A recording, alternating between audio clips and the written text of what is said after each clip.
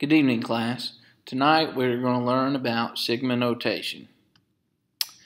This goes along with our third I can statement from the last video. I can use summation notation, which is also called sigma notation, to calculate an arithmetic series. Okay, it can also be used for a geometric series, and you'll learn just about that in the next video or two. Sigma, it's a Greek letter in the Greek alphabet. And here it is. It looks like a little backwards E. And this symbol is called sigma. It means sum up. It's like the uppercase S in the English language. Okay, so we're going to sum up things. We're going to add them up. So here's an example just to show you what one looks like. Okay, here we got this summation.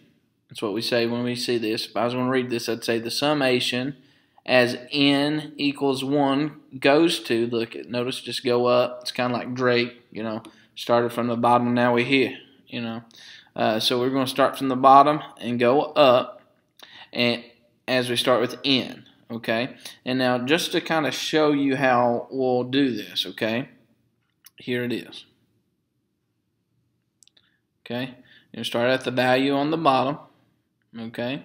And you're going to go to the value on top.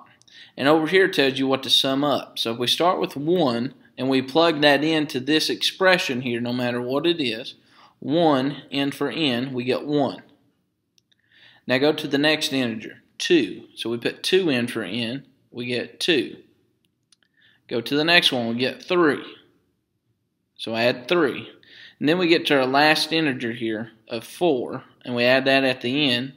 Okay, and we add all those numbers up. 1 plus 2 plus 3 plus 4 equals 10. Okay, so that's how we do a summation using sigma notation. Okay, so let's go look at an example.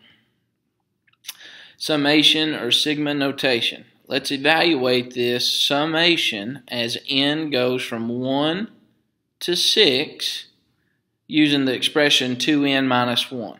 Okay. So now, our solution is to evaluate this expression by replacing n with each integer starting from 1 and going to 6, okay? So here's what we're going to do. We're going to write that expression 2n minus 1.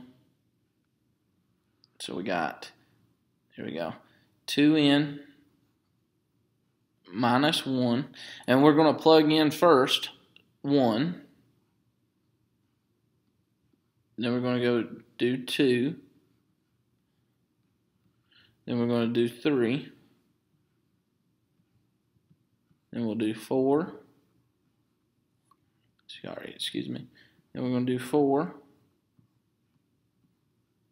5. And then we're finally going to start with 6, or stop with 6, okay? 6. So now let's evaluate this. 2 times 1 is 2, but 2 minus 1 is 1. That's our first term. When n equals 1, our first term becomes 1. Now when n equals 2, we do 2 times 2 is 4, minus 1, we get 3. So our second term is 3. Okay, first term 1, second term 3, and we're going to put plus signs in between these. Now let's plug in n equals 3. So 2 times 3 is 6, minus 1 is going to be 5. So we're going to put plus 5 as we're summing all this up. Now we got 2 times 4 minus 1. That's what that's supposed to be, 2 times 4, not 2 minus 4. So 2 times 4 is 8, minus 1 is 7. Now we can notice a pattern. We keep going up by 2 every time, but you notice 2 times 5 is 10, minus 1 is 9. And then the last one is going to be 2 times 6 minus 1. So 2 times 6 is 12, minus 1 is 11. Okay? And now, the last thing we got to do is we got to add these up. So 1 plus 3 is 4. 4 plus 5 is 9. 9 plus 7 is 16. 16 plus 9 is 25. 25 plus 11 is 36. So the summation here, as n goes from 1 to 6, using this expression, 2n minus 1 equals 36. And I will show you how to type that into your calculator after we finish this lesson. So let's look at one final example of summation notation. using sigma. Okay. Note that the series doesn't have to start at the first term. We don't have to start when n equals 1. We could start when n equals 3. Okay. And actually, we could use any variable here that we want to. It doesn't have to be n. But here, we're going to start with the third term, and we're going to sum up till we get to our 7th term. Okay. So now, let's take and plug those numbers into our expression. So we got n plus 5, so let's start with 3. So we got 3 plus 5. Now, let's do 4 plus 5, using this expression again, just so you know. Now let's go to, after 5, we get to, or after 4, we get to 5, so 5 plus 5.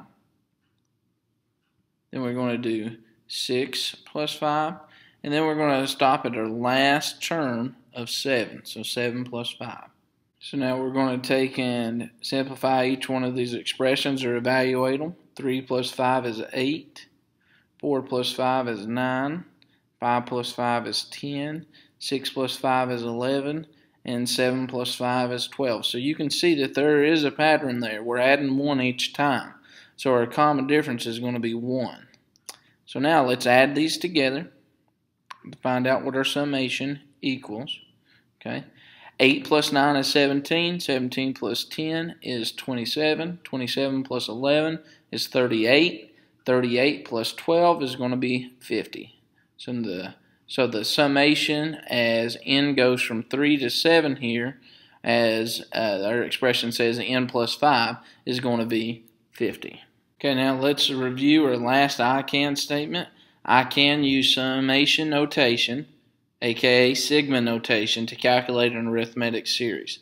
Now our next thing we need to learn about is how to use that for geometric series as well. So let's look at that come the next video. Thank you guys very much, and you guys have a good night.